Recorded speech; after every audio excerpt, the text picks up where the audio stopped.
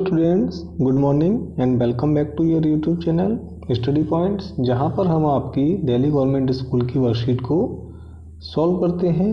तो बच्चों, आज 14 दिसंबर 2020 है और आज आपकी कक्षा 10 में वर्कशीट संख्या 67 का टर्न है। और बच्चों, आपकी 67 वर्कशीट में आज हिंदी विषय की जो हमारी वर्कशीट है उसको हम सॉल्व करेंगे। तो चलिए बच्चों, देखते हैं आज की वर्कशीट में हमें क्या टॉपिक दिया गया है। ठीक है, तो देखते हैं आज की वर्कशीट। तो देखिए बच्चों, ये आपकी आज की वर्कशीट है, वर्कशीट संख्या 67। सबसे पहला काम हमारा क्या होता है, यहाँ हमारा नाम लिखते हैं, यहाँ हमारे क्लास टीचर का नाम लिखते हैं। ठीक है, अब आते हैं हम वर्कशीट पर। देखिए बच्चों, वर्कशीट का जो पार्ट है हमारा, उसका नाम है जॉर्ज पंचम की नाक। ठीक है, ये हमारे कृतिका जो है, अब तक हम क्षितिज पुस्तक पढ़ रहे थे, इससे पहले भी हमने एक पार्ट कृतिका का पढ़ा था और ये भी हमारा कृतिका का ही पार्ट है। ठीक है, जॉर्ज पंचम की नाक, और इसके जो लेखक हैं उनका नाम है कमलेश्वर। ठीक है, अब देखिए बच्चों, ये जो पार्ट है हमारा वो एक व्यंग में लिखा हुआ है। हमने इससे पहले भी व्यंग विधा को पढ़ा है। व्यंग में किस तरह से मजाक में किसी बात को कहा जाता है जिससे कि सामने वाले को बुरा नहीं लगता है। हमने सीखा व्यंग विधा क्या होती है। लिखने का एक तरीका होता है जिसमें हास्य विनोद शैली में अपनी बात को कहा जाता है।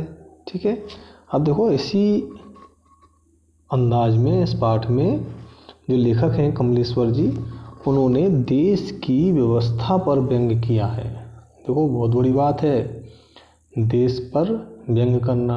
अब देखो, मान लो अगर कोई अधिकारी है या मंत्री है या कोई बहुत बड़ा नेता है, ठीक है, और दबंग आदमी है, अगर मान लो उससे डायरेक्टली अगर कोई कुछ कहे तो वो नुकसान भी कर सकता है।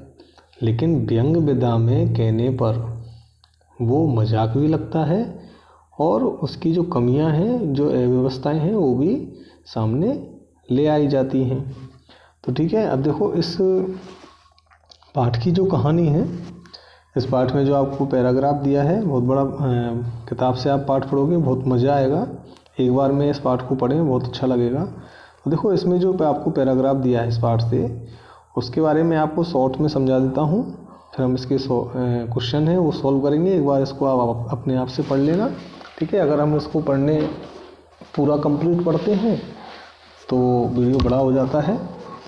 ठीक है, आप इसको पढ़ तो लोगे ही, मैं इसको आप शॉर्ट में इसकी जो समरी है वो आपको मैं बता देता हूँ। तो देखो, ये आपको पता है कि हमारा देश अंग्रेज़ों का शासन रहा था देश पर, और वहीं की इंग्लैंड की जो रानी है एलिजाबेथ द्वितीय, एलिजाबेथ सेकंड, एक बार क्या होता है कि एलिजाबेथ सेकंड का इंडिया आने का प्लान बनता है। ठीक है, आपको पता होगा 1857 की क्रांति जब हुई थी तो उसके बाद से जो रानी थी वही हमारे देश की सर्वेसर्वा हो गई थी। अब अपने पति के साथ रानी के आने का प्लान बना इंडिया। अब मान लो रानी जब इंडिया आ रही थी तो सोचो कितना ज़बरदस्त तैयारियां शुरू हुई होंगी। तो वही सब इस पाठ में बताया गया है। अब देखो, जैसे अभी कुछ दिनों पहले हमारे देश में अमेरिका के राष्ट्रपति ट्रम्प आए थे, तो कितनी तैयारियां हुई थी उनको लेकर के, कितना ज़्यादा हंगामा हुआ था। तो इसी तरह से उस समय भी ऐसे ही, अब देखो उनके आने से पहले क्या क्या तैयारियां की जाती हैं, कैसे। अब देखो, इसमें मजाकी अंदाज में क्या कहा गया है, रानी एलिजाबेथ का जो दर्जी था वो बेचारा परेशान हो गया, क्योंकि जो रानी थी वो हिंदुस्तान, पाकिस्तान, नेपाल के दौरे पर जाने वाली थी। अब उसको पता नहीं था बेचारे को कि वो वहाँ पर क्या क्या पहनेगी, वो परेशान हो रहा था। ठीक है, उनका जो सेक्रेटरी था वो भी परेशान था, लगातार दौरे कर रहा था, क्योंकि कोई मजाक तो था ही नहीं भाई, ज़माना चूँकि नया था, फौज पार्टी के साथ निकलने के दिन बीत चुके थे, इसलिए फोटोग्राफर की फौज तैयार हो रही थी और रोज़ाना अखबारों में तरह तरह की खबरें छपने लगी। ठीक है, ऐसी ऐसी खबरें छपने लगी कि रानी ने तो एक इतने हज़ार रुपये का सूट मंगाया है, रानी ने के फलाने देश से कपड़ा मंगवाया है। तो इस तरह की खबरें वहाँ छपने लगी। यहाँ तक कि अखबारों में तो रानी की जन्मपत्री छप गई, उसके नौकरों के नाम, उसके बावर्चियों के नाम, यहाँ तक कि उसके कुत्तों तक की तस्वीरें अखबार में छपने लगी। देखो लेखक ने यही तो व्यंग में यही तो बात बताई है कि जो फालतू की चीज़ें हैं उन पे भी लोग ध्यान केंद्रित करने लग जाते हैं। अब देखो ये जो लाइनें हैं खबरें छापने वाली, यहाँ पर उन्होंने अखबारों के ऊपर व्यंग किया है कि और भी महत्व की दूसरी चीज़ें होती हैं, लेकिन ऐसी ऐसी खबरों को अखबार वाले छापने लग जाते हैं। बड़ी धूम थी, बड़ा शोर शराबा था। इंग्लैंड में शंख बज रहे थे, हिंदुस्तान में गूंज हो रही थी।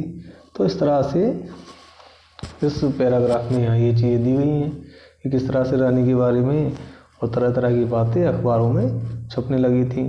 ठीक है, देखो अब हम इसके प्रश्नों को सॉल्व करते हैं। इसमें प्रश्न दिए गए हैं, हमें 4 प्रश्न दिए गए हैं। देखो इसमें आप ध्यान रखें, ये 1 2 और ये 3 है और ये 4 है। गलती से यहाँ पर 4 5 लिख दिया गया है। ठीक है, चलिए अब इसके प्रश्नों को सॉल्व करते हैं हम। पहला प्रश्न देखो, किसकी फौज तैयार हो रही थी और क्यों? अभी हमने देखा किसकी फौज तैयार हो रही थी, तो फौज तैयार हो रही। देखिए प्रश्न नंबर 1 में आपसे 2 प्रश्न पूछे गए हैं, किसकी फौज तैयार हो रही थी और क्यों। तो देखिए किसकी फौज तैयार हो रही थी, फोटोग्राफर की फौज तैयार हो रही थी। और क्यों तैयार हो रही थी, रानी के बारे में तरह तरह की खबरों को छापने के लिए।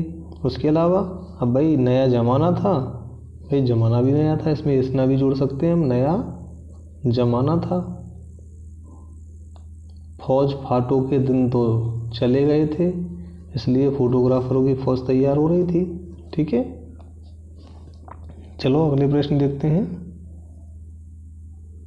अब देखिए ये आपका प्रश्न नंबर 2 है, किसका दर्जी परेशान था और क्यों। तो रानी एलिजाबेथ का दर्जी परेशान था। क्यों परेशान था, क्योंकि वो उसके दौरे से परिचित था। वो पाकिस्तान, भारत, नेपाल का दौरा करने वाली थी और उनके वहाँ के हिसाब से वो वेश देने के कपड़े पहनने वाली थी। दर्जी परेशान था कौन कौन से देश में कैसी ड्रेस पहनेगी, इस बात की दर्जी को कोई जानकारी नहीं थी और न ही कोई उसे ऑर्डर मिला था। अगला प्रश्न देखो, प्रश्न नंबर 3, हिंदुस्तान में सनसनी क्यों फैल रही थी।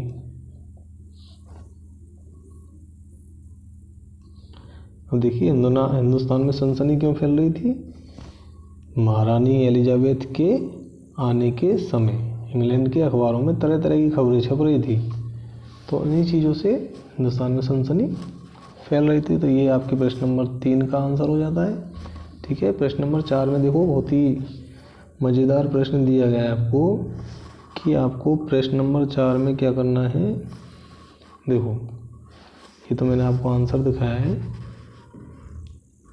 ये जय, ध्यान रहे एक होता है ये वाला जय और ये होता है जय जे। ठीक है, तो इसको थोड़ा खींच के बोला जाता है। ये देखो मजाक मजाक मजाक, ऐसे जा जा ऐसे बोलते हैं इसको। ठीक है, और ये होता है जा। ठीक है, तो ये वाले जे को अपने इस पैराग्राफ में ढूंढना है और उससे सेंटेंस लिखने। मैंने यहाँ पर 4 शब्द ढूंढे हैं इसमें, और भी अगर आपको मिलता है तो आप वो भी लिख सकते हैं। तो इस तरह से आपकी वर्कशीट कंप्लीट होती है और आप इसको अपने कक्षा के ग्रुप में सेंड कर देंगे। ठीक है, और बच्चों अभी तक अगर आपने इस चैनल को सब्सक्राइब नहीं किया है तो आपकी स्क्रीन के नीचे कॉर्नर में ऐसे एक बॉक्स होगा लाल कलर का, उसमें सब्सक्राइब लिखा होगा, उस पर आप क्लिक कर दें और इस चैनल को सब्सक्राइब करें। ठीक है बच्चों, अपना ध्यान रखें, take care, goodbye, mask पहनें और सोशल डिस्टेंसिंग का पालन करें।